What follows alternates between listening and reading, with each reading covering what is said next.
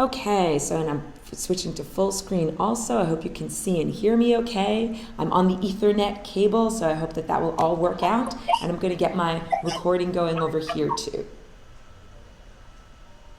Okay, so tonight's lesson, oh, wonderful, exactly. Be a taste bud on the tongue of God. It is totally okay if you need to snack during class. We're talking about non-religious Christ consciousness tonight. And I hope that there are a couple of people who found out about this webinar through Facebook, and I hope that they will be able to tune in. This is really all about the indigo chakra on the body. And even though the word Christ has been, let's say, heavily associated with a particular religion, this is not about the teachings of that religion at all. And I will even tell you that, especially if you've watched my recorded lesson 8, the doctrines of the Christian religion are in many ways antithetical to Christ consciousness itself. So Christ consciousness, when I'm talking about this, I'm talking about an entity that is so large that each one of us would be analogous to little tiny neurons in its brain. That this is it, and really, I believe that each one of us, we are good people, and that sometimes we only make mistakes out of our smallness. That it is the limitation of the size of this particular neurology that makes it difficult to perceive the totality and understand that you are actually in unity. I'm just going to close this door because it sounds like there's a performance outside. Hold on.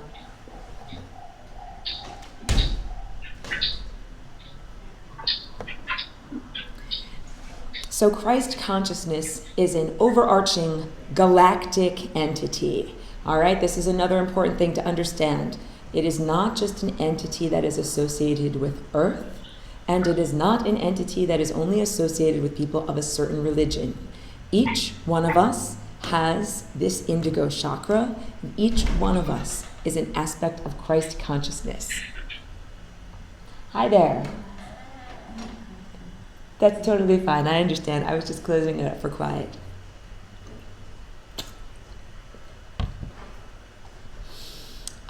There have been many avatars of Christ consciousness. So avatar, this comes from Sanskrit, avatar, meaning one who has come across waters. And this is really the name for someone who is a conduit or a container for consciousness. In the same way that my glass over here is a container for smoothie, a person, a human, or other entity can be a container for consciousness. Christ consciousness certainly has lived on other planets and has lived in other times and places other than merely 200 years ago in Judea in the form of a man that was known as Joshua at the time. This is really important stuff because we have been in the age of Pisces. As we are going up the chakras of the body, we enter new world ages. So you can imagine it was billions of years ago that we were in the red chakra age. And many, many ages ago that we were in the orange chakra age. We have finally gotten up to, in roughly the 2,000 years ago, this level of development. And that's according to planetary consciousness, okay? But this is one of the most vulnerable levels of development when we are raising our energy. So, I usually have a rainbow-colored picture behind me of people who have chakras, but you can certainly understand what I'm talking about. If the chakras are like a ladder, and we are climbing the ladder from red all the way up through, the colors until we get to violet and beyond, then when we get to this level of the ladder, there is a great deal of vulnerability because we are beginning to activate our third eye. This is not only an aperture, like our pupil of your eye is an aperture that lets light come in, it also is an organ for sensing that can reach out. So this is an important teaching about the pineal gland and the third eye. Not only is it receptive, where energy can come into it, it can reach out, it can attenuate. Attenuate is from attenuos, this is Greek, means to reach out. It's where our word attention comes from. Whatever you are focusing your attention on, you are focusing your third eye upon. This is very important because let's say you focus your attention on a lot of negativity. Let's say that you focus on, thinking about all that is wrong with the world, thinking about usurpers and people who are negative beings, thinking about starting wars for the purpose of profit, or pharmaceuticals for the purpose of profit.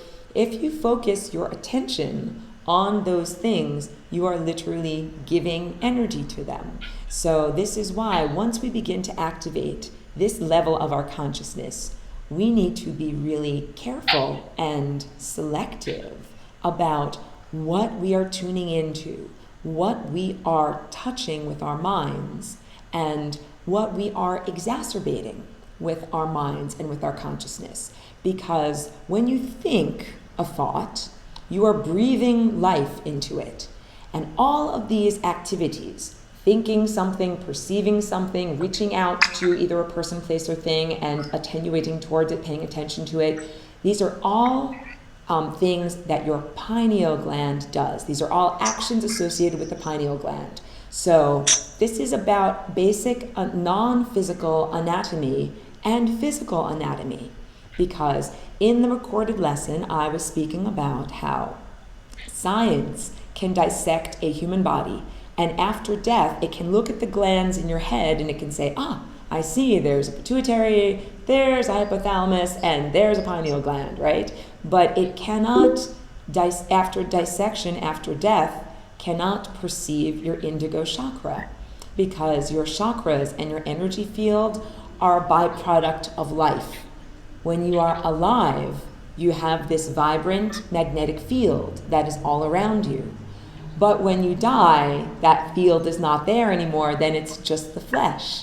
So this is also a clue. Remember when I was speaking about harmonics and the solar system and the various positions of planets in the solar system, and how there's a couple of planets that are dead, and then there's even one that's missing. And of the one that's dead, when I mean that, Mars and Venus both lack a magnetic shield around them. They are technically planets that have died. They lost their aura. They don't have that life that is around them anymore. Well, when a person dies, you have this amazing whirling energy center in front of your face. When you die, it's not there anymore. So science cannot take a scalpel and dissect you and find it. But science can find and perceive your pineal gland. Your pineal gland and your third eye intertwine, but they are not one and the same. They are not absolutely synonymous. This is like saying that consciousness does not merely exist as a byproduct of your neurology and your biology. Consciousness exists, and right now it is being housed within your body and your neurology, just like this smoothie is being housed in this container. And this morning what actually happened was I made too much smoothie. It was more than could fit in here. I had to have a little glass and drink it immediately. There's a limitation to how much quote-unquote smoothie can fit within human neurology. This is the limitation of one's neurology. And smoothie, quote-unquote, is consciousness. So right now, humanity is limited by the amount of consciousness that can fit within human neurology. However, there are boundaries that are constantly being flexed and expanded. And I'm one example of that. Because of the flying rainbow lasagna, it is actually showing how we can have more consciousness within the same container. How can this happen? Well, let's do a little bit of drawing back here, if you can see. I'm drawing a big giant triangle. This is actually a concept called the Sierpinski triangle. And within that triangle, I'm now subdividing it into several more triangles. And then each one of those I can subdivide and subdivide and subdivide endlessly. I can make 10 million, billion, trillion Googleplex of triangles within the finite space, this finite outer edge. That is like saying the more connectivity you have within your neurology, you can be infinite within the limitations of your space. but also understand that every organism reaches a limitation due to the size of its vessel, the size of its cup, and that there's always spillover.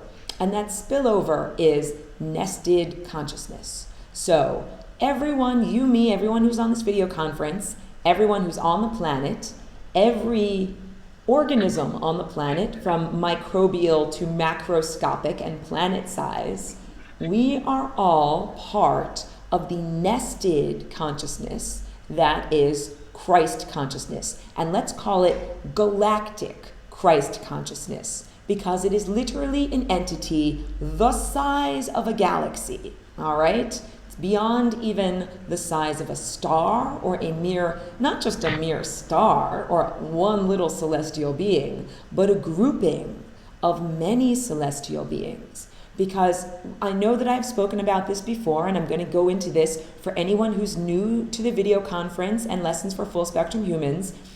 Our solar deity, the sun, the star that is in the sky, right here outside of our window, that is a big giant ball of consciousness.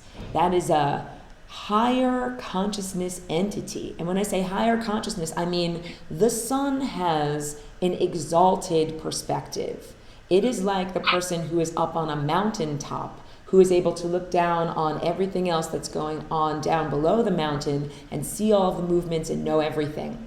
Due to quantum entanglement, the sun knows everything that is going on with all of its emanations. So I'll get into this a little bit, but it's far afield from Christ consciousness, but it's interesting.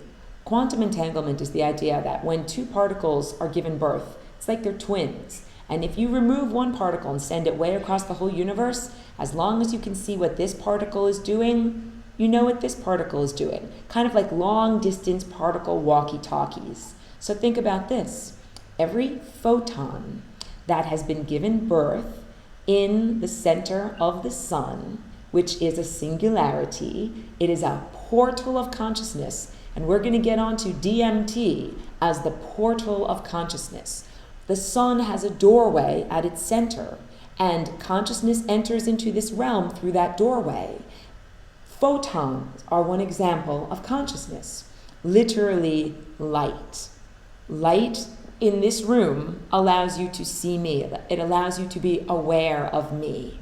If there were no light here, you would have darkness. You wouldn't be able to perceive me. So from now on, when we are speaking about Christ within the context of this class, we are talking about a galactic entity that is made of pure light, of pure consciousness. That galactic entity resides within each one of us. So I am also now very gently and respectfully refuting any religion that says it is necessary to find divinity or go to God through an external authority figure. That is a misnomer and a teaching that comes out of the time of Pisces, the past 2,000 years. And it is because we climbed the ladder of the chakras and got to this point, which is a point where there's a great deal of hubris. Before you connect to up here, which is, hello, welcome, lovely to see you. We're talking about that crucial connection point between the indigo chakra and the crown chakra. The crown up here, this is your divine connection. And before you connect to the divine, when you get up to this level, you can see a lot. You can know a lot, but you can be heartily mistaken. And that's because it's just like if I gave you access to a giant library. I said, here is your library card. You may access any books that you want. But if I gave you no guidance, you could misinform yourself. If you read page 32 of this book over here, page 73 of this book over here, skipped around, read what was convenient to read, and put together your own system of interpretation, it would be easy to create a very skewed image of reality. Well, there are people who have done this throughout history. You might call them like intuitive magic users or magicians, or in this day, in this time and culture, sometimes those people are called schizophrenic. They're people who open their third eye and begin to access the library of consciousness of the universe, but in a very uncontrolled way. And if you don't have a firm foundation of unconditional love, where you are very non-judgmental and accepting of the information that you are perceiving with your third eye, it can cause a great deal of negativity. You can be very judgmental and say, look at all these things that I'm seeing, that's wrong, that person is bad. And if you only have partial knowledge, and you get partial knowledge that says, you are Christ, then you can heavily misinterpret that if you do not know that each one of us is Christ. And this is the change in the age. We are now in the age of Aquarius. So this is the cosmic clock, the signs of the zodiac have perambulated around, and we are now in a new sign. And at the same time, we are at a new level of consciousness. It used to be appropriate to ask someone else to tell you what to do. Mommy, Daddy, Obama, Jesus, somebody else, tell me what to do, right? That's like saying you have a phone, but your phone doesn't actually connect. You don't know where you're going. When you activate your pineal gland, and when it is properly guided by your crown chakra, it's like having a cell phone that works. All of a sudden, you have access to information, you have access to your global positioning system or your God positioning system to tell you where you are in time and space. And you now do not need an external authority figure to tell you where to go. Like, it's the difference between having your own GPS and having to follow a car in front of you. So according to the old paradigm, you had to have a priest as an intermediary. You had to have someone else to be your guide or your confessor. You had to have someone else telling you you are either a good or a bad person. This translated into so many levels of disrespect of your personal sovereignty, from religion to politics and the way that government is handled, to pharmaceuticals and quote-unquote medicine, because it's not about healing. All of these were systems of disempowerment that were set up that took away your own inner sovereignty and your own inner authority and gave it to someone else. So instead of you being like, this is my body, I'm in control of it, I know what will make me healthy or what will make me ill or what I need in order to cure myself. Instead, you are told, go to a medical professional. Put your life in their hands. Believe in their opinion. Don't listen to or believe what you know inside. Listen to them. That is a relic from a previous era. That is no longer appropriate in this era, because now, if you have awakened your own third eye, you don't need someone else to diagnose you. This is what is so powerful. Each one of us has amazing, powerful apparatus right up here that we can use to diagnose not only ourselves but others. We can use it to look into the levels of the body and perceive where there are imbalances. And here's when you begin to open your third eye and you begin to perceive disease.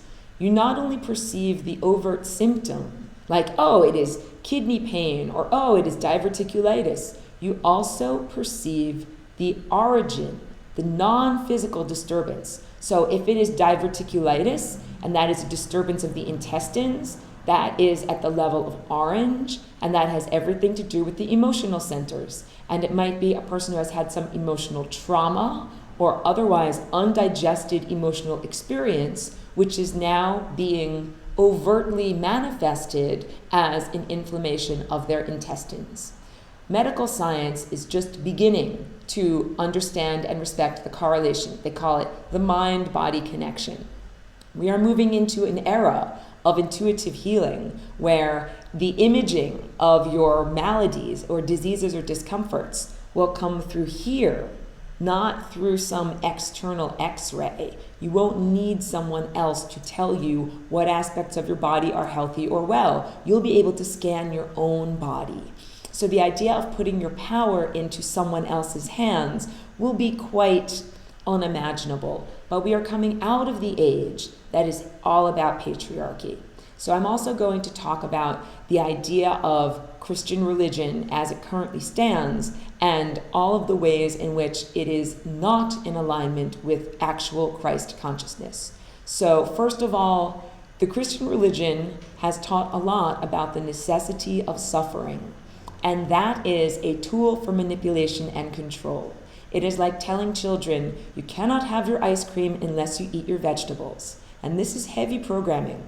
Even if you're not a Christian, even if you don't believe in religion, you have been created in this Judeo-Christian paradigm, and there are deep programs that each one of us needs to clear out. So the first one is the idea that in order to get to heaven, you first must suffer. That it's necessary, like I'm telling you can't just skip to dessert, you have to eat your vegetables. This is not true.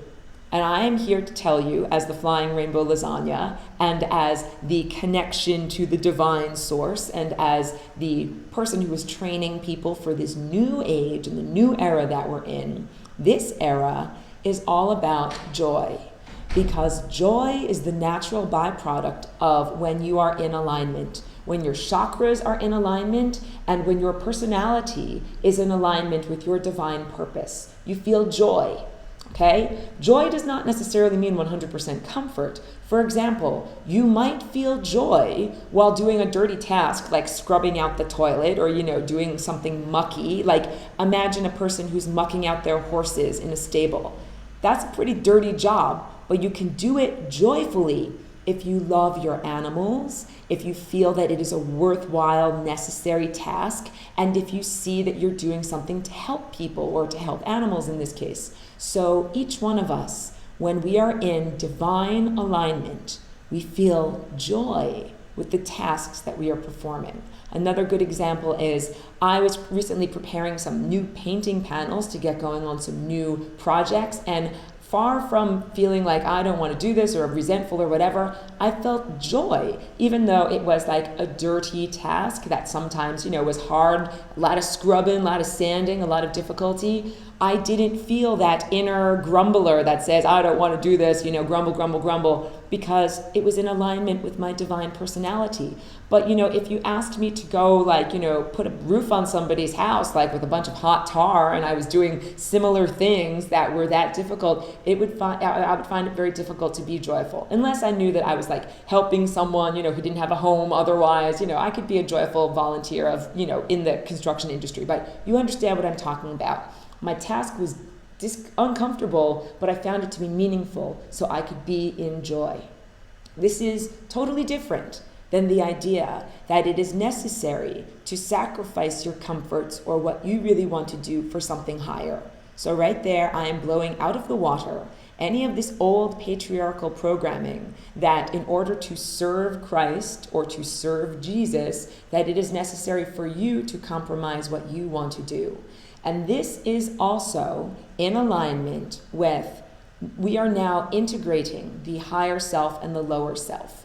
It used to be, because there was such a dichotomy, the two selves did not talk and communicate, and the two selves had varying different agendas. But we are now in a different realm. We're full spectrum humans. We are on Earth, connected to Earth, but also connected to divine higher consciousness.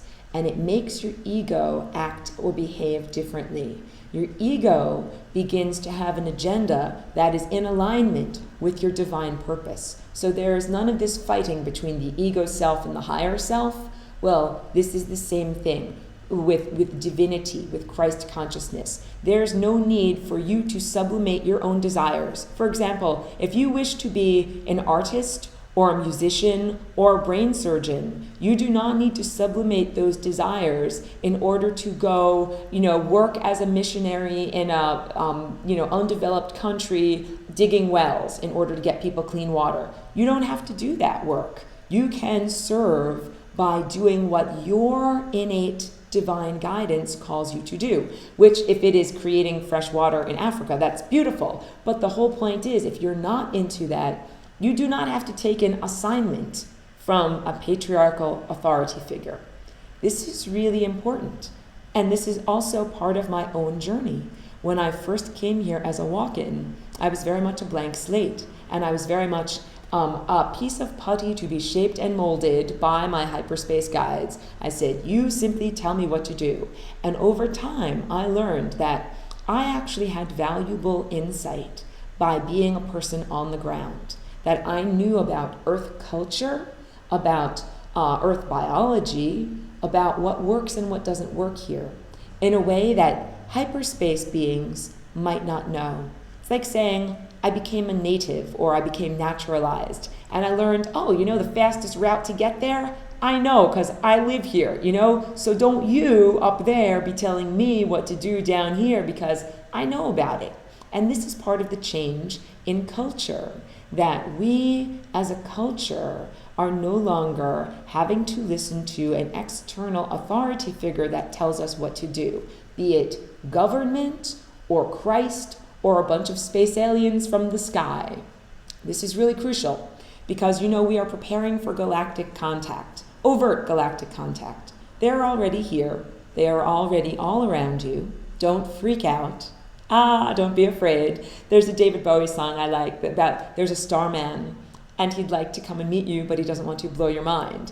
That is what's going on, that there are really beautiful benevolent space aliens who have been holding themselves in abeyance because they do not want to startle you or be unwelcome guests. However, that veil between the two worlds is now opening up to the point where we don't have a distinction between lower self and higher self, and we don't have a distinction between human earth culture and galactic culture. The two are becoming blended.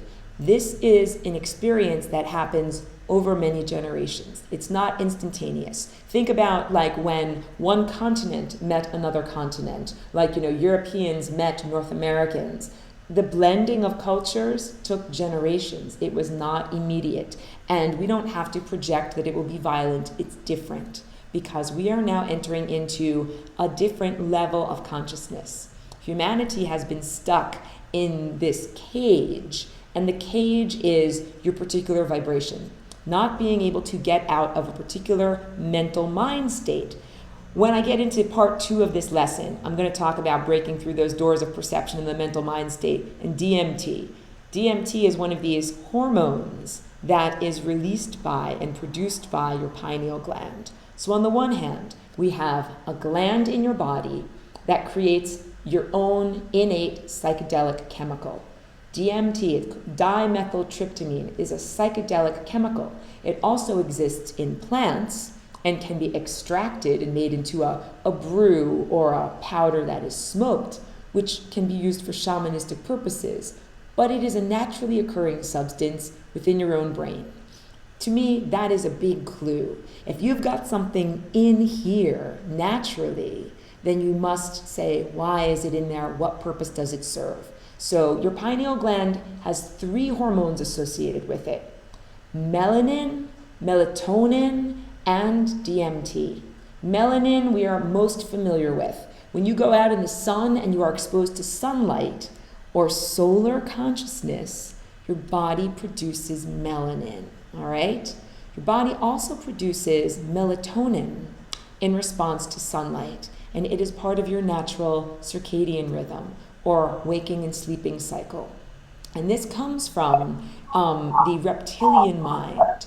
So reptiles are not bad, and they are part of our own heritage or our own culture. We evolved, and we have different evolutionary stages or layers to our being. And as a byproduct from our evolution of being a reptile, reptiles have a thing on the top of their head like this. I don't know if you've ever had a lizard or whatever, but they need to have a heat lamp to stay warm and digest their food. And they also need to have a heat lamp that tells them how much daylight is on. And it's necessary for regulating their hormones. It's the same thing with you and I and other plants and animals. So, okay, plants do not have a pineal gland, but animals do. Cats, dogs, monkeys, most vertebrates have a pineal gland. Just doing a moment to save my technological stuff here. Good. Okay, it's saving. So yeah, in a moment I need to do a little drinking. Great. Wonderful. That was very fast. Easy for me to get going on this again. You can see me scrolling back there while I get my picture up. Hold on a sec. Okay, yeah, this is a painting that I did. It's a watercolor painting, and I don't know if you can see it well enough on there, but it shows the lens that is in front of us. This lens that is in front of us is caused by the whirling and swirling motion of energy, and it is the filter through which we look at the world. So you have a lens like from a magnet, then you also have your pineal gland, which is a biological construct, and then you have the hormones that are released by your pineal gland. So melatonin is all about your sleep cycle, and DMT is all about getting into and out of your body. So this is just, we live in a pretty magical time and place if you really think about it. We've got a whole 2,000-year-old religion based upon worship of this body part and a person who represented this body part that is the doorway of consciousness into and out of this reality. And I am also informing you that humanity has been stuck in a cage for a very long time, unable to choose which reality you are experiencing. So now I hope you're putting things together and understanding that true Christ consciousness and your pineal gland and its proper functioning are absolutely essential for the opening up of the cage of consciousness that humanity and earth culture has been stuck within for so long. So one way of saying it is that humanity's third eye has not been functional for a very long time. Another way of saying it is that we have been going through these stages of development. We got to this level of third eye development, but then it took connecting to divine consciousness in order to achieve the exalted perspective, not a prideful or hubristic experience. So hubris is this idea that I can do no wrong. Many people, when they begin to activate their third eye, they start to get psychic powers. They start to see through time. They start to see that the world is a whole array of timelines. And they begin to feel empowered, like, wow, I can control reality. I can think this and this will happen. I can think this and this will happen. It is very important to walk cautiously through that stage of development and not to get stuck or confused by shiny trinkets, because a lot of these realizations are not foundation truth. They are shiny trinkets. And I went through this realization, which is why I share it with you. When my third eye was just starting to open, it's like you can be like a kid in a candy store. You can read any book, you can learn anything just with your third eye. And you can feel very smart, you can feel very condescending to others. But you have to understand that if some hyperspace being says, hey, look over here, use your third eye in order to learn about this, you have to think, what is their agenda? Why do they want to distract you with something that might not be a very important piece of information, as opposed to have you discover really important cosmic truth? So it's like if I was bringing you to a library and you were a little kid and I was going to give you a book for the first time, what if I gave you something stupid, like a comic book that was very inconsequential and it didn't have any real meaning to it, but it was certainly entertaining and fun, right? But it's not like something like an encyclopedia that can actually tell you what the world is about. For many people, when they begin to activate their third eye, it's an analogous experience to that. They see a lot of cool things, they get a lot of cool impressions, but it is not a comprehensive understanding of what's there. And then if, a little bit of knowledge in the wrong hands can be quite misleading. So some people, when they begin to activate their third eye, find it unbearably uncomfortable, because you begin to find out things about people that you might not wish to know. For example, you might not wish to know everybody's diseases and the origins of their maladies. You might not like to know who has been sexually abused and who has been an abuser. You might not like to read people's minds. You might not like to know people's futures. What if you see someone's future and you say, you will die an alcoholic wreck, like looking 25 years older than you actually are? That's not a good future to see. So there can be a burden to having information, especially if it is not with the foundation of unconditional love and not guided by higher consciousness, the connection to higher consciousness that is the source. So there's two things here that I'm talking about. In the first half of this segment, I was talking about basically the patriarchal religion called Christianity, and how that's all about saying, I'm the big leader, right? Capital L, follow me, listen to me. And that religion also, for many thousands of years, diminished the role of females. So it put men in the position of leadership, and it was a pyramid, hierarchical leadership with one person at the top. And there is a divine connection between the pineal gland, the third eye, and the crown chakra. These are meant to be partners. This is a male energy in that it reaches out. Not to go too much into male versus female, because we're going beyond duality here with the flying rainbow lasagna, but the two basic ways that energy can move is either reaching out towards something or being receptive. So solar energy, it's shining out, it's coming out, it's male energy. Earth energy is receptive, it's female energy. Patriarchal religion, Christ consciousness, this was male energy. It was the chakra that reaches out. This is divine feminine. This energy is all about receptivity. It is a cone of energy that draws in consciousness from a higher state. It is like saying, I connect to the universe and the higher consciousness in the universe. So you need to be receptive to that. So if you're very busy saying how you're in charge, you're the leader, you know everything and have nothing to learn from anyone else, it is very difficult to be receptive to higher consciousness. And that is the hubris and the caveat of that stage of development.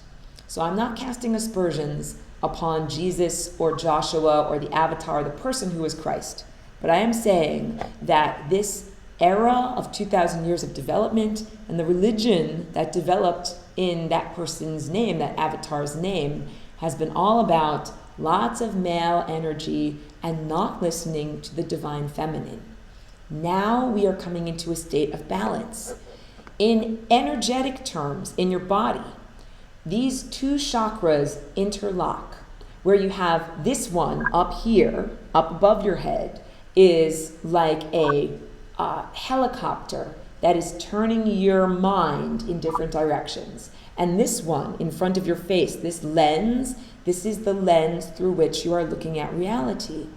And it's almost like your crown chakra is a compass needle that's very sensitive. It tells you which direction is God. It's like, where's God, where's God, where's God? And they'll tune you in. And your third eye is like a gimbal or a geo-stabilized housing for your consciousness, that is your God positioning system. Christ consciousness is meant to gently house your own innate divine connection, which tells Christ consciousness where to go and what to do and how to look. So Christ consciousness has been used to in the past telling everybody else what to do, because nobody had gotten to the level of violet yet. But now we are in the level of violet, where it is no longer appropriate for Christ consciousness to tell you what to do. When you access your own divine innate connection, you become the compass and you tell Christ consciousness what to do. This is a flip-flop. This is like analogous to you are a tiny child. Mommy and daddy are always telling you what to do, when to eat, when to go to bed, even when to poop. And at a certain point, you get grown up and you say, I now tell myself what to do.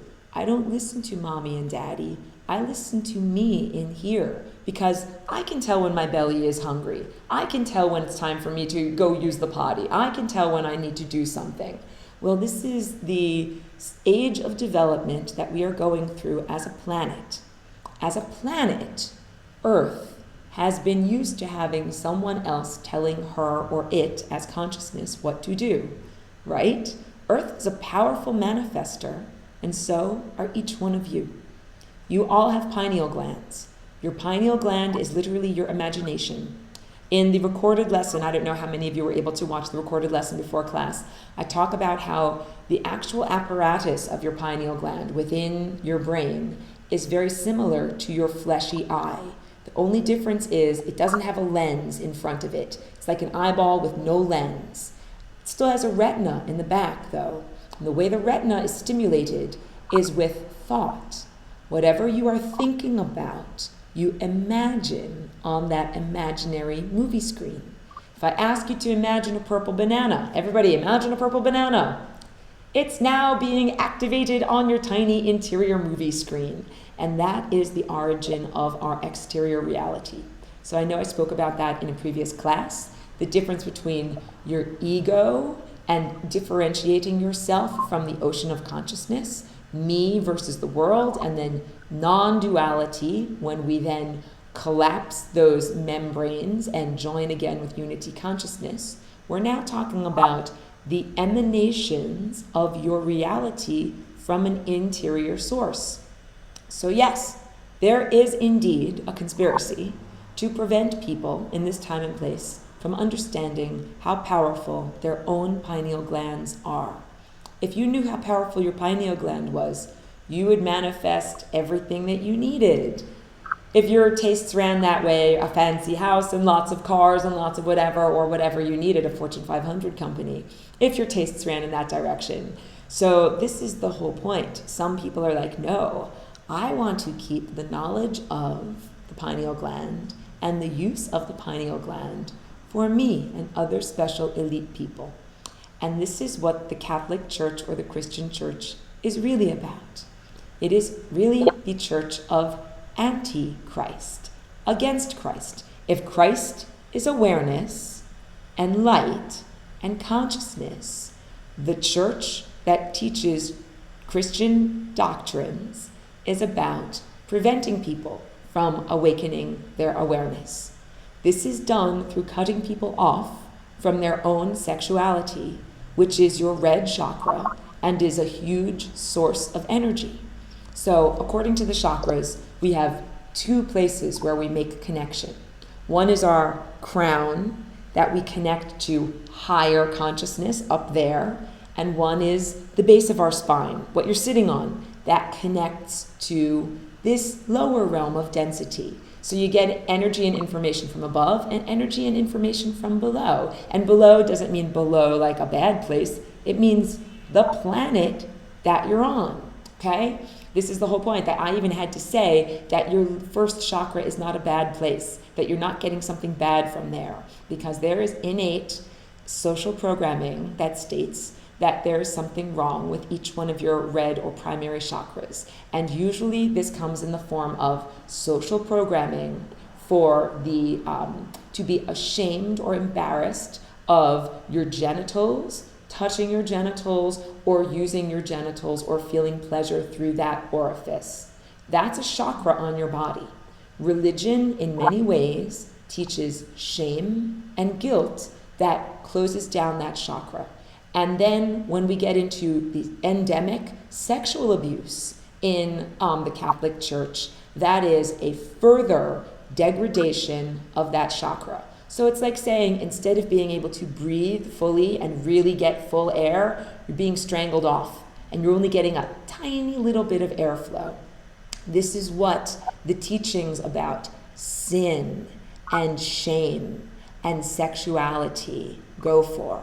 And even if you yourself are not a Christian, and you say, pish tosh, I am not that, I don't believe in the sin and the shame, etc., you are existing within a Judeo-Christian religion culture, and everything about the way sex is presented is influenced by that paradigm of sexuality being sinful, especially in the United States, which is heavily puritanical in its programming, in its social programming.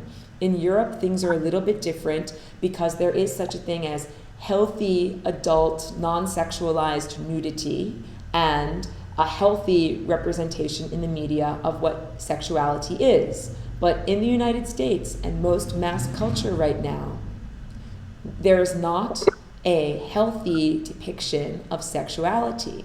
It's either something that needs to be hidden away, or one is embarrassed or humiliated or must not share, or it is titillating in some way. And I'll tell you, there's nothing better than that dichotomy, that push and pull of like, you're not allowed to look, you're not allowed to look, but here's a peep show, you can look. Like when I was driving through the American Southeast, when I was moving from Woodstock, New York to California, I drove through places like Mississippi and Tennessee, and on the one hand, you see billboards with giant crosses, giant Christian crosses, and on the other hand, you see billboards for naughty peep shows, with scantily clad ladies. And there's nothing sweeter than you're not allowed to look, you're not allowed to look, and then here's the peep show where you can look. That whole program of social culture is very unhealthy. It prevents women, specifically, from being able to walk around comfortable in their sexuality with their sexual chakra fully invigorated. And it also prevents males from being able to appreciate women on a level beyond mere sexual objectification. And this is not even talking about sexual violence or rape culture or anything like that. This is just saying this is why women cannot dress in the way that they perhaps would like to dress because it achieves negative attention, and that instead of being able to appreciate females as equals, let's say in a business or creative setting, that many males are programmed only to look at a female for her physical and sexual assets. That is an unhealthy aspect of human culture. It's like saying there are organs out of balance on this planet. It's like saying your kidneys have kidney stones, or you've got gallstones, or your lungs are clogged up and they don't work properly. There is something clogged up on the level of the sexual chakras. And that's all teaching from humans. That's not from anyone else. Well, let's say this. Humans teaching each other, but the original erroneous teachings come from extraterrestrials who want to control humanity. They come from extraterrestrial overlords who wish to prevent humanity from accessing their pineal gland. But you're like, wait, Aurora, my pineal gland is up here, and my sexuality and my genitals are in the complete opposite direction. What's the connection? Here's the connection. It takes a lot of energy to run your pineal gland. It takes energy that is cultivated through meditation, breathing exercises, sun gazing, and connecting to the earth. And if you are able to diminish a person's connection to the earth, you diminish the amount of energy that can go up here. So there's a bunch of things that currently going on in this time and place diminish people's functioning of their pineal gland. Not just harmful, erroneous teachings about the sinfulness of sexuality, but also all sorts of contamination. Electromagnetic field contamination. Fluoride. Fluoride is in the most surprising places. Fluoride is literally a chemical that was developed as a nerve agent during World War II by demons. You have to understand, demons own companies that create products on Earth. They don't create products for helping humanity. They create products for harming humanity. So, and the way that demons create things on Earth is by giving fleshy humans the idea of what to do. So let's say there's some scientists in World War II. They're like, let's make something to kill people. Yes, that sounds like a great idea. Here's the information of how to do it. That came from lower vibrational negative entities who wanted these chemicals to be created so that they would be used by humans.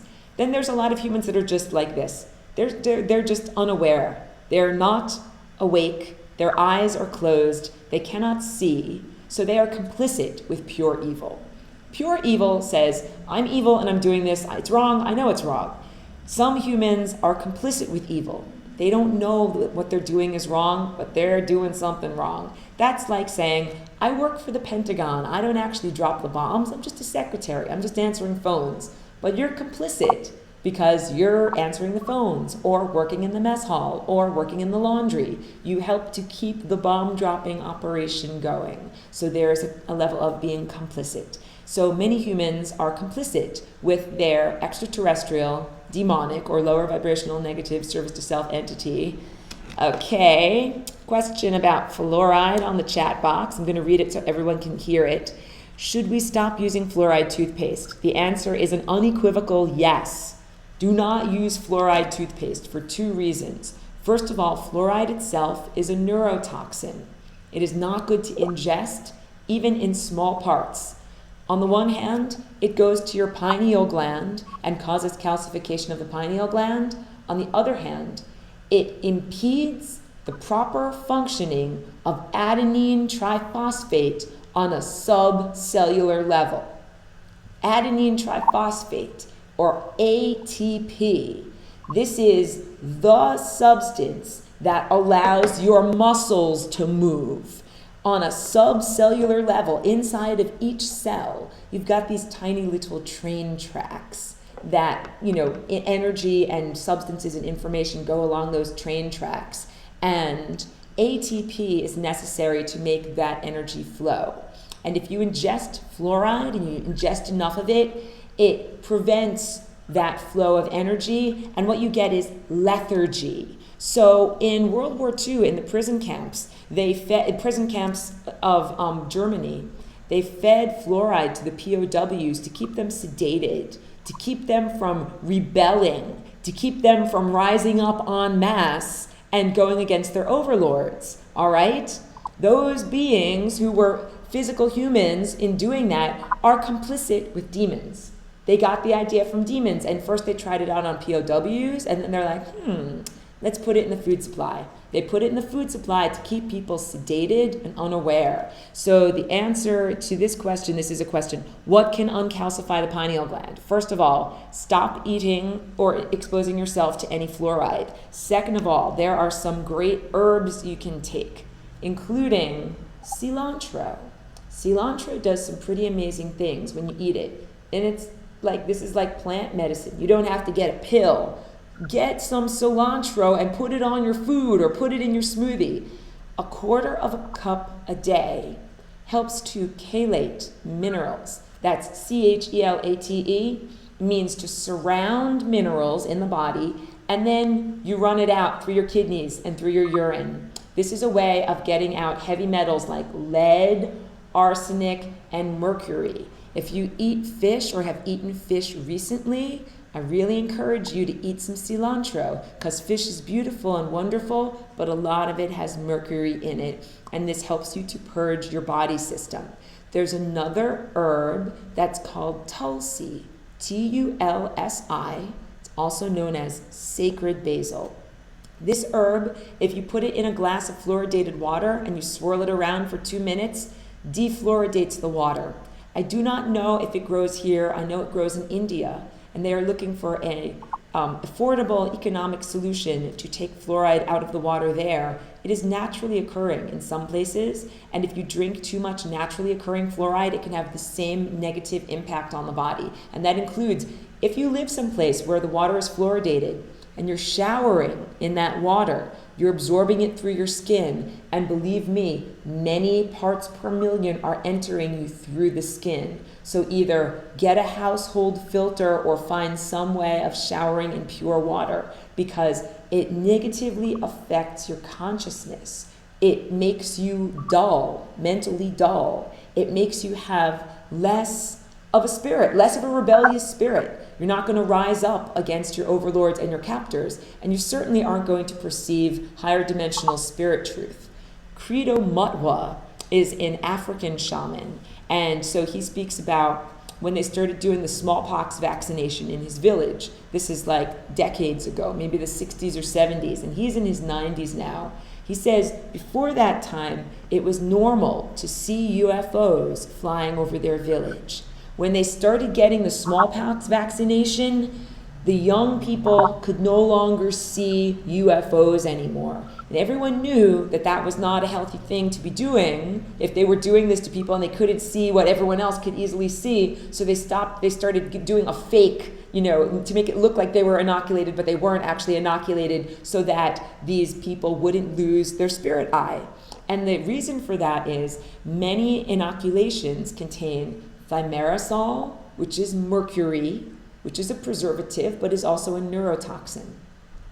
I need to inform everyone who's on this chat or who's going to watch this ever that in this time and place where we live, there are so many things that are put into the air and the food and the water that are neurotoxins. Like if you really knew, you would probably feel depressed and disheartened because it's everywhere and it's in everything, and it is affecting each one of us ability to be centered, be in divine alignment, and tune into our own innate divinity. So fluoride is also present in Prozac and a bunch of other antidepressants. Yes, it's true. When people are overwhelmed by their inner vision, they say, I'm seeing all of these things. I don't like what I see. It makes me feel sad. It makes me feel depressed.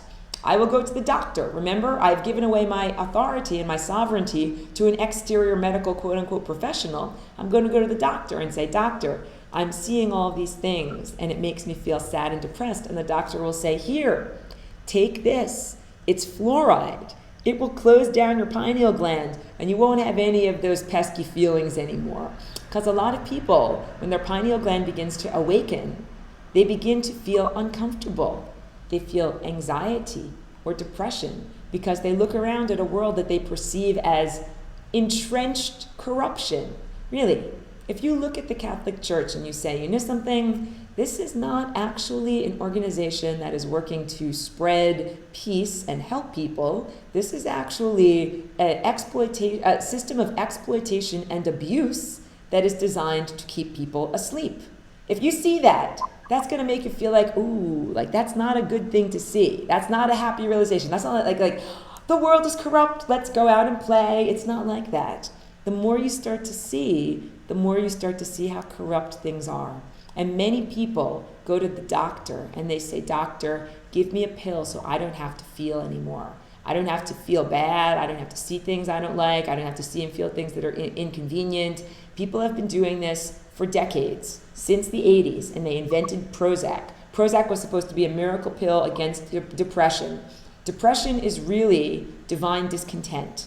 It is your spirit and your higher consciousness saying to you that you're out of divine alignment. If you are out of alignment, you don't feel joy, you don't feel bliss.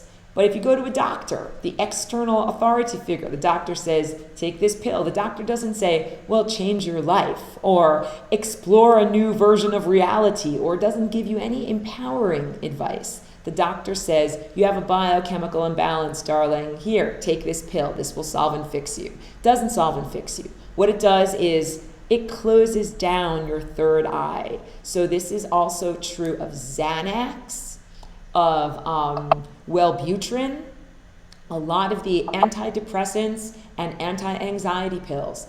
And I will tell you that information from my hyperspace connections, these are very sophisticated spirit doctors who literally can read each one of us like a book. They say that every person here in this time and place has some residual deficit in your neurotransmitters from being exposed to these toxins. Either you've taken them or it's in the water supply. And the reason for that is when you pass through, this stuff passes through your kidneys, it goes out into the toilet, you flush it out, it goes to the waste treatment. The waste treatment does not take out Prozac. It all stays in, along with a lot of other hormones, like birth control hormones and phthalates, which are chemicals that act like hormones, estrogen-like hormones, in plastics. All of these things are in each one of us. It's like saying if you sample the breast milk of a polar bear at the North Pole, it's got DDT in it. It's in there. You can't escape it, even if you live on the North Pole. It is not to say that there's no hope. Far from it. I've already spoken about what is harming your pineal gland. Now we will speak about how to improve pineal gland function. Okay, so one of the things is don't eat fluoride anymore. Don't have the dentist put it on your teeth. Don't drink fluoridated water. Oh, I hope the Wi-Fi is not interfering. I'm on the Ethernet, so hopefully it should be okay. Not to ingest more fluoride, not to willingly ingest these chemicals. There's herbs that you can take, but there's more. Oh, yeah. Oh, totally. So this is the next thing. Your pineal gland is absolutely affected by electromagnetic fields because it itself is an electromagnetic field. So all of the Wi-Fi, you got it. Your perception is accurate. We have all of these fields all around us, and it is more and more common. And those electromagnetic fields interact with your aura, whether you want them to or not. Yes, there are things you can do, and we'll get into that in subsequent lessons. It's called the Merkaba. Merkaba is I'm drawing it now on the picture behind me. It is a star tetrahedron that you can, I'm not sure if that came through and you can see it, but it is a star tetrahedron, one pyramid like this, one pyramid like this, that you envision around your pineal gland and or around your head and or around your whole body that helps to block out those electromagnetic fields that are chaotic. That's what this is all about. We exist in a sea of waves. There's waves, all of this energy. If the energy is harmonious, it amplifies your own energy. So an example of a harmonious place of energy would be someplace like Stonehenge, or one of these standing stones, a crystal lattice that was created by a previous generation. Noel is all prepared for that. He is tuning in. You can tune into a time and place with a picture. So just having a picture of Stonehenge near you in your space can help you to connect with that. This is all part of understanding non-locality and flying rainbow lasagna. So being in a place like Stonehenge increases the amplitude of your aura because you are surrounded by harmonious fields. Same thing with people. If you're surrounded by a group of beautiful people and you've all been doing meditation and yoga and your chakras are balanced and you're feeling healthy, that you all increase each other's harmonious vibration. Now we will use the opposite in order to illustrate. Let's say standing in the middle of Times Square in Manhattan. That's like, to me, and I'm going to get to Mike's question in a minute, that's the antithesis of a calm, peaceful, well-organized, sacred geometric space. Energy is everywhere, willy-nilly. That takes away from your own inner energy. Or let's say being surrounded by people who are extremely negative, judgmental, or in some other way negatively altered, like people at a bar who are drinking alcohol. No offense to anyone who drinks alcohol, but when you drink, it puts your chakras out of balance. And that feeling of energy bleeding away is fun, quote unquote. It is not really fun, but this time and place where you're programmed to be a slave and not access your true innate divine potential of your pineal gland says, drink alcohol, it's an anesthetic, and that feeling of your energy leaking away, that's quote unquote fun. Because when you conserve your energy, then you can actually use it to power your pineal gland. But if you fritter your energy away, you can't actually use it to power your pineal gland. So being surrounded by a bunch of people, who are very unconscious, like in a nightclub, who are drinking a lot of alcohol and frittering their energy away takes its toll on you. But let's say this, if I have to be someplace like an airport, I know I'm going to be surrounded by all sorts of people and things. Electromagnetic fields, there's food that has lots of pesticides and fluoride in it, and a lot of unconscious people. I do the Merkaba. This is essential information about how to navigate this reality in a more comfortable way. Because once you begin to become energetically perceptive, you will find it to be very uncomfortable to be amidst the unconscious. You'll be able to perceive them, but they won't be able to perceive you. And you won't necessarily like what you perceive. So you have to learn how to shield. Otherwise, it can be like, oh, that person's sick. Oh, that person's mentally deranged. Oh, that person is like a murderer. Like, you gotta protect yourself from that. So there's a question down here. if you make the Merkaba spin by visualizing, does it keep spinning for a while after you stop visualizing? The answer is yes. It is very much like exercise. When you're exercising, you're on a bicycle, you're spinning your wheels, your metabolism is going faster. When you get off the bicycle, your metabolism is still going faster than it would have been if you didn't do that, or run, or do whatever. Same thing with if you lift weights.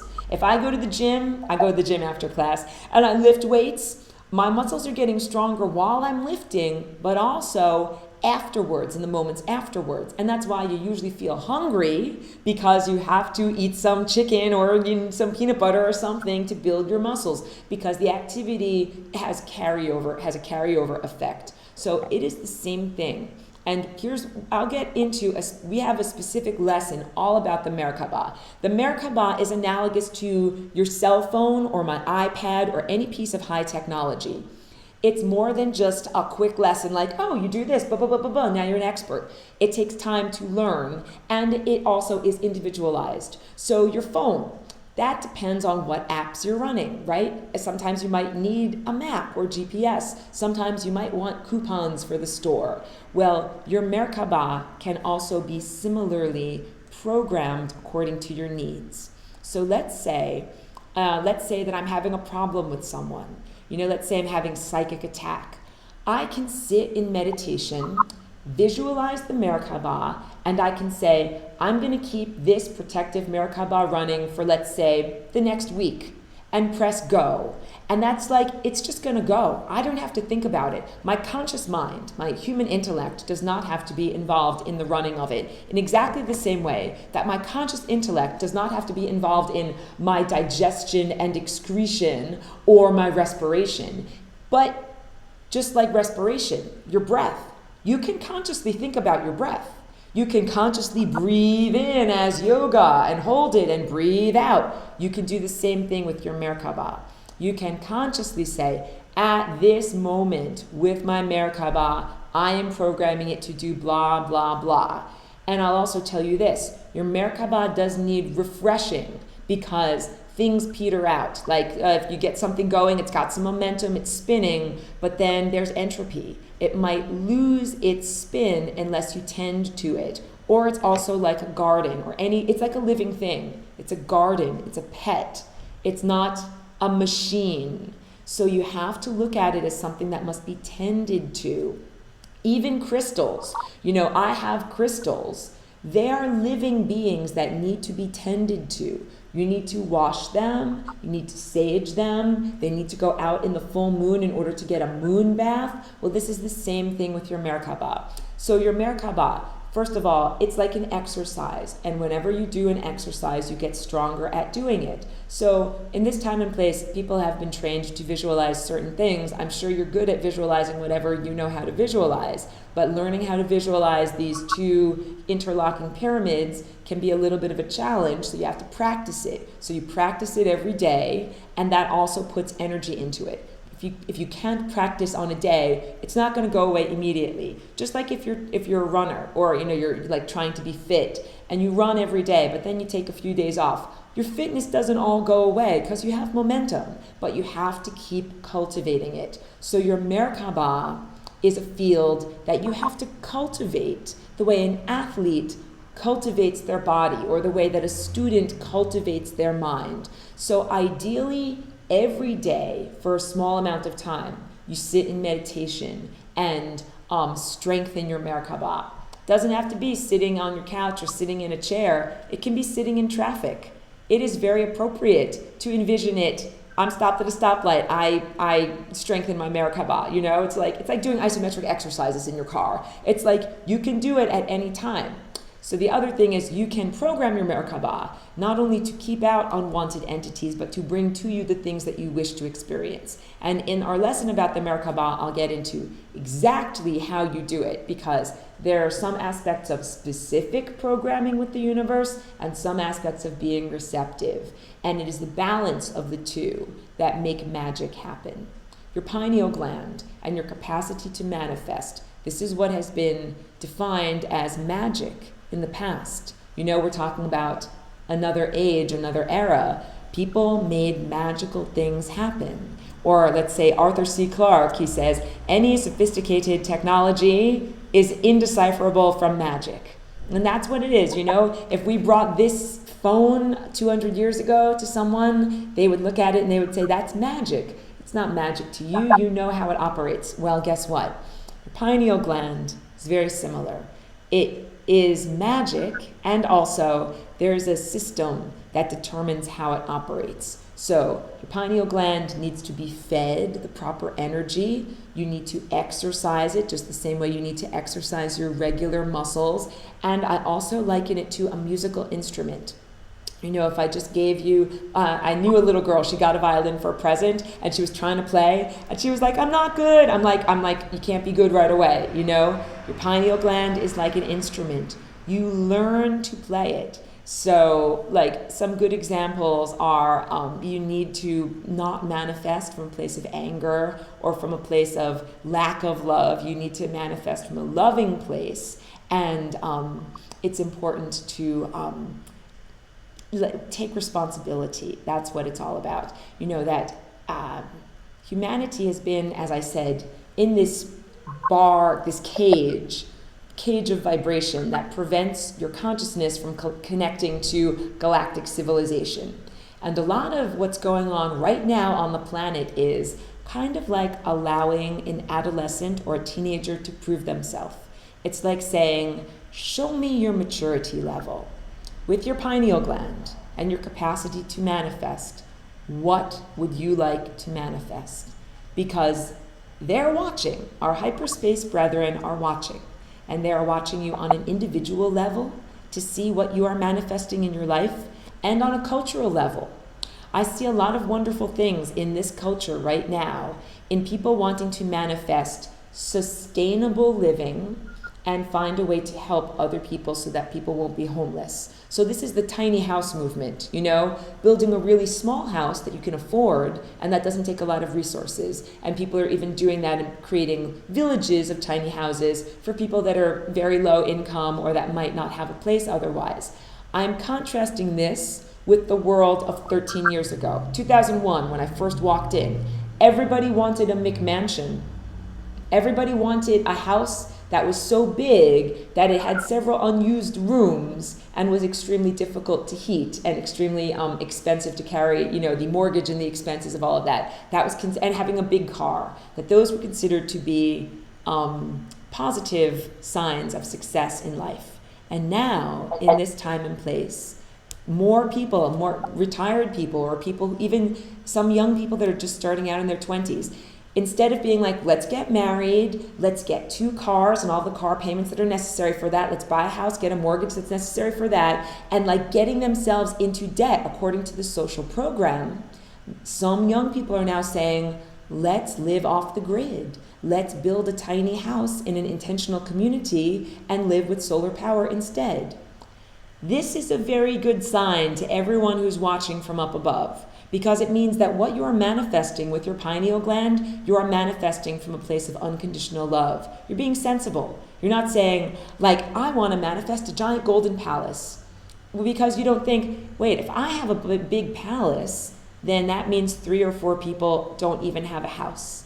And I would way rather manifest a world where I have a house and those 3 or 4 people also have a house and we're all friends together. And this is the maturity level that hyperspace beings are looking for in terms of humanity.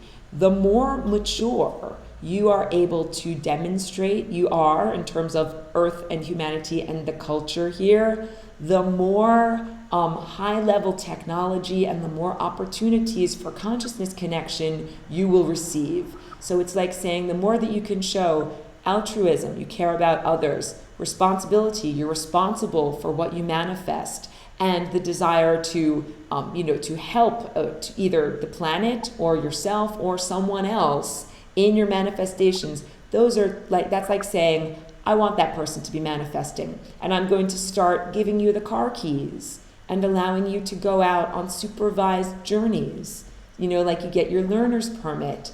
Each one of us is getting our learner's permit of your pineal gland. We are each gaining the capacity to create our lives. So if you really take responsibility, and I said to you, here, I'm giving you all the car keys. I am giving you the cosmic car keys, and you are now able to drive to where you want to go. Where do you want to drive?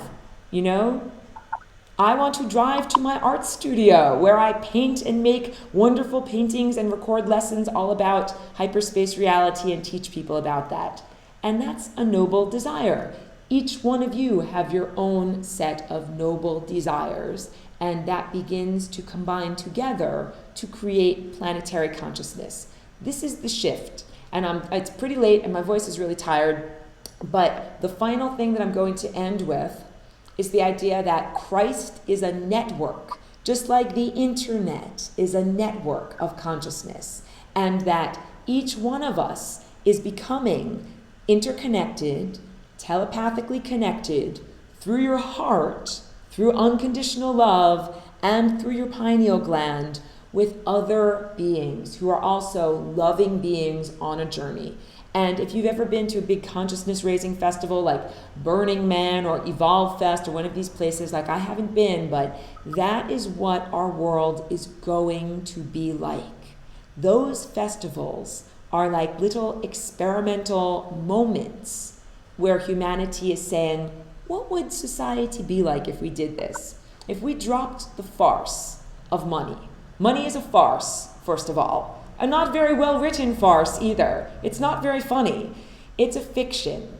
Money, like actual physical dollars, are a fiction that humanity has agreed to participate in, but not for their own benefit, really for their own enslavement. And places like Burning Man, they temporarily suspend the fiction of money in the market in order to have an alternative society. And people get to say, what would it be like if we lived like this?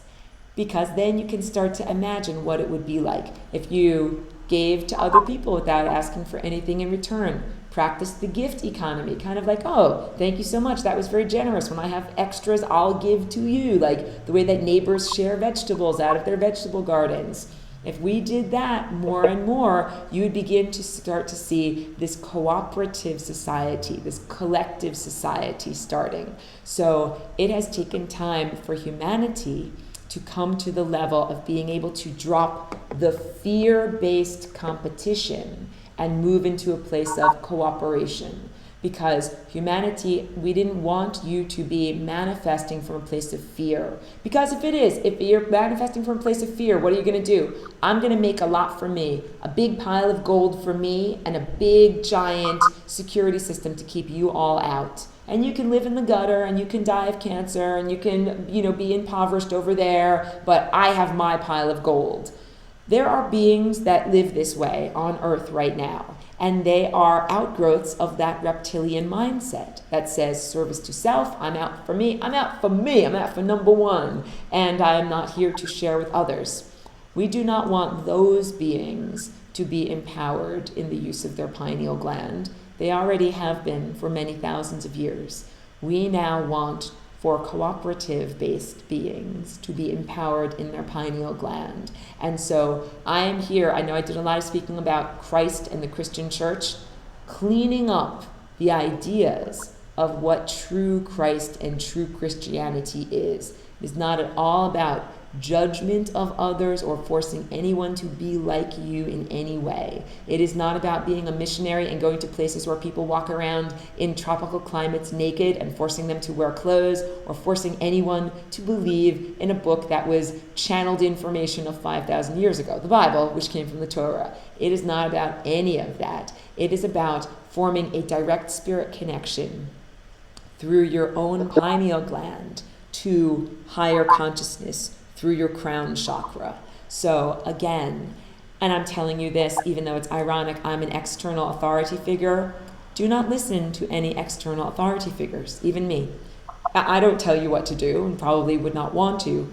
Each one of us needs to find the interior guide that tells us what to do and listen to that source. It's not about any of this social and cultural programming from out here, because eventually we will all be on individual journeys of consciousness, and there's no one else to tell you what to do on your journey of consciousness. You are traveling as a light beam through the universe, and there's no one else to be your master, and it is all your own divine art project.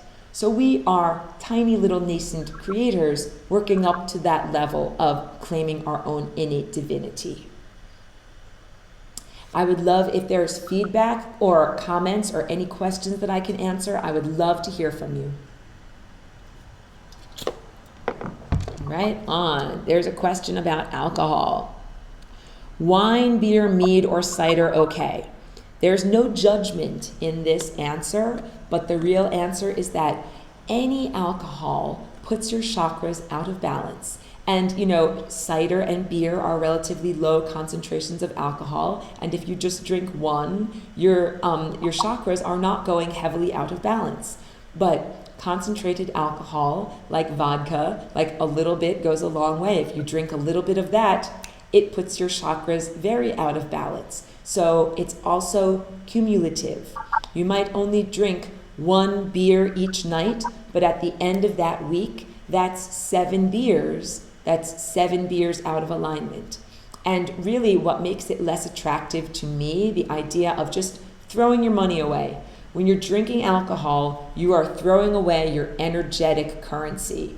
Energetic currency that could be used towards seeing secrets of the universe, activating your pineal gland to help heal others, having amazing spiritual orgasms, with physical or non-physical partners, going on astral adventures. Like, there are way more interesting and fulfilling things to do with your spirit apparatus and your energy than to fritter it away through alcohol. And even though our society says alcohol is a reward for a hard day's work and it is an appropriate way to relax, I will tell you that a much nicer reward for yourself would be, and a better way to relax would be doing yoga or doing a long walk through trees, or if it's dark out and you can't do that, some other form of gentle exercise. And most people are like the idea, like, after a long day of work, you want me to go home and exercise? Yes, after a long day of work, the nicest thing in the world is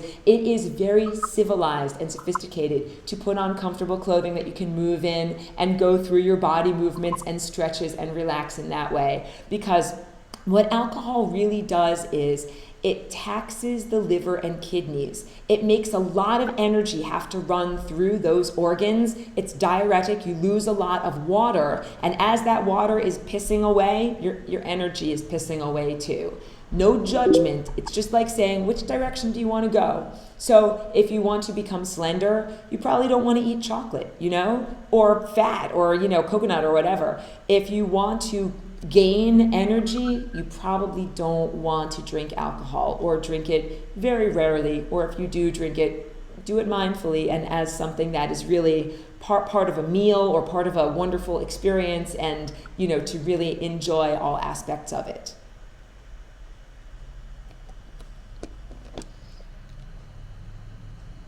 Just checking to see if there's any more questions.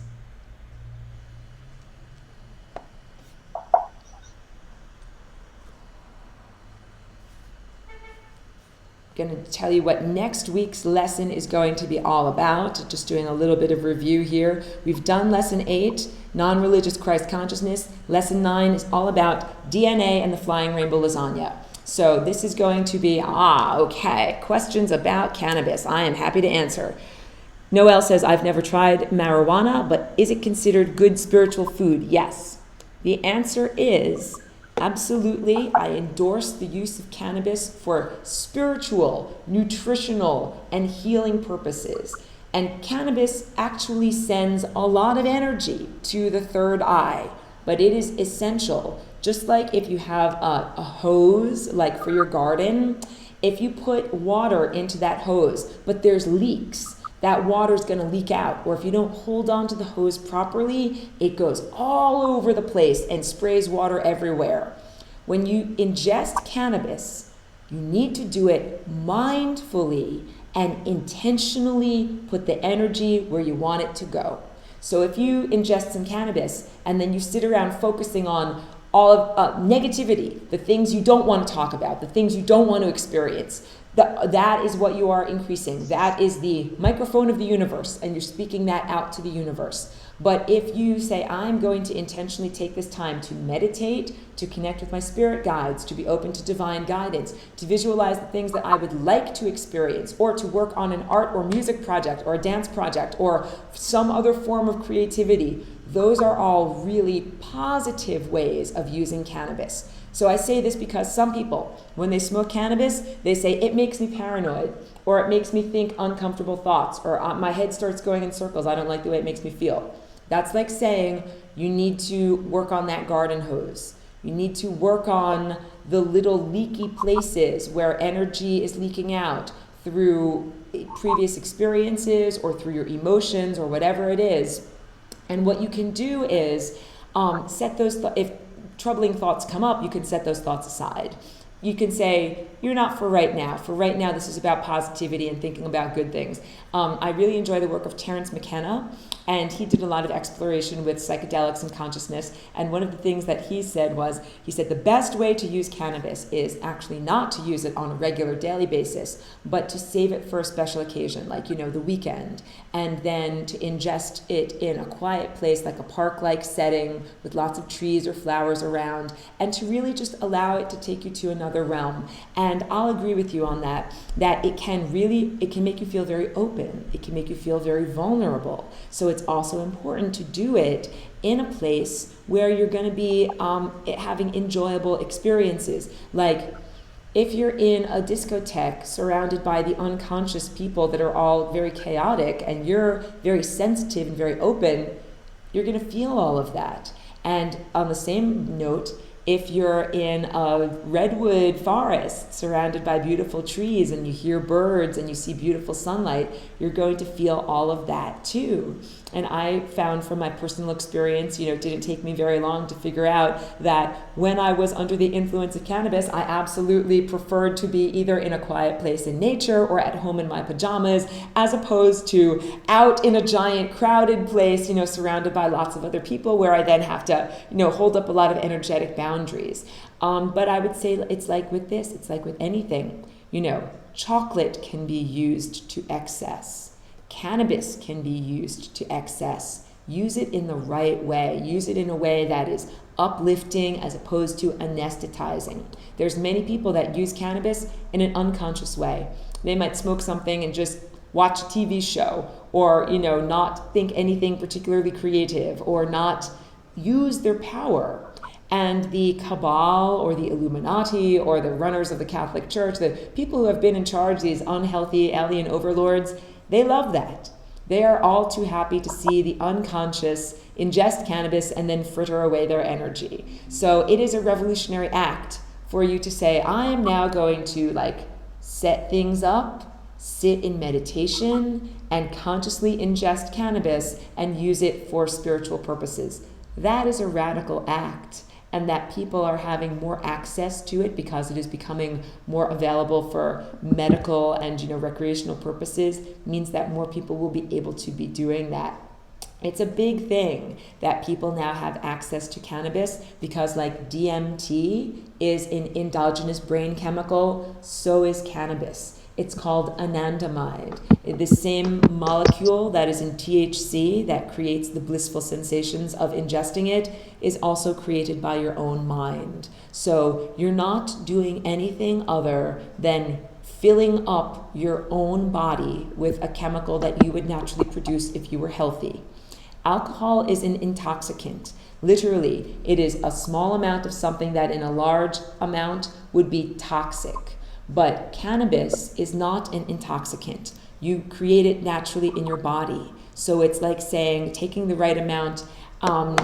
Zach is saying that cannabis is a solvent. It's interesting. I don't know if I would think of it as a solvent. Alcohol absolutely is a solvent. And that means that it dissolves, chemicals. It dissolves what is in your body or in whatever you're ingesting. But that cannabis can be used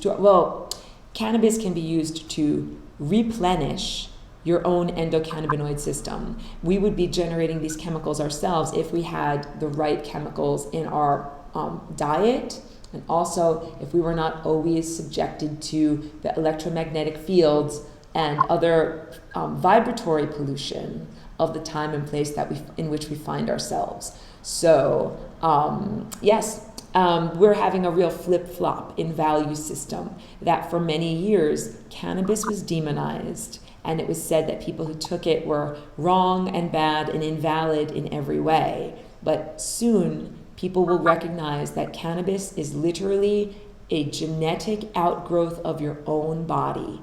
This is my prediction for this world when science is really able to do full research and they are not limited by either government propaganda or social taboos.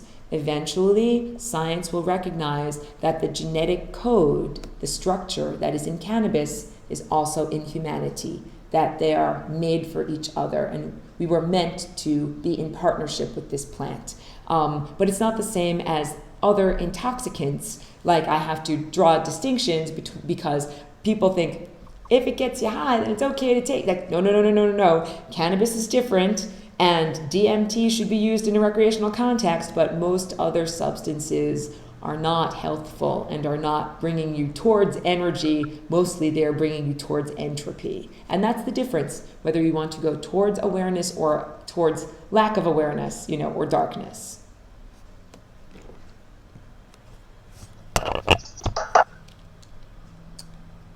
So this says, so from Noel, he says, the September issue of Smithsonian has an article about Stonehenge and what lies beneath it. And there's also an article that mentions the Bose-Einstein condensate. That is an awesome connection. I love to see that. That shows what I am thinking about, learning about, and speaking about is part of the morphic field that others are also thinking, learning, and speaking about. And another comment here asks, when working with the pineal gland that is overly programmed, it feels like one step forward and two steps back, almost like the reptilian brains fight to keep you from changing. They absolutely fight to keep you from changing. You know something? No masters like their slaves to rebel. No farmers like their vegetables to rebel from the garden. Imagine if your carrots jumped out of the ground and were like, no, you're not going to eat us, we're going to run away.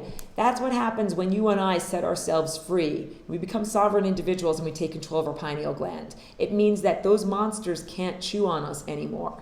They're very sad that they don't get to eat our energy anymore. They're like, hey, you're supposed to let us eat off of you. And we're like, no, that's not going to happen anymore. And that is happening on a massive worldwide level. So I will tell you this. Yes, energy comes in ebbs and flows. That means that it is absolutely like anything, like cultivating your body. Some days I can go to the gym and I can lift heavy. Some days I go to the gym and it's like, let's just drop the weight a little bit, and you cannot judge yourself. You can just be consistent and continue the practice. And that really, our entire planet, each of our individual battles are won, and our entire planet, the battle is won through that level of consistency. And I'll also tell you this, don't stop running, because we haven't finished the marathon yet. Like, you don't finish the race until you break the tape. You got to get across the finish line. Don't stop running yet. But our success it's an assured destiny.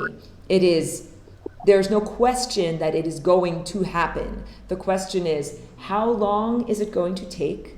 And what is your individual journey going to be shaped like? So rest assured that we will achieve this state of total sovereignty, total freedom, total connection to our own innate divinity, and the capacity to really be God, to live as God. Really, if we all recognize that we were God, we would create first bodies that are totally healthy and healed. Second, an earth that is totally healthy and healed. And third, a huge party, because we would all be feeling really good at that point and be like, now what do? We have a party. It would be about joy. It's all about joy. It's not about manipulation and control. It's not about amassing resources. It's not about how I can be powerful because I've got a gun and my gun is bigger than yours. It is about joy and creativity. So I think that's a good thing to end on. I'm going to end the recording, but I'm not fully ending the video conference yet.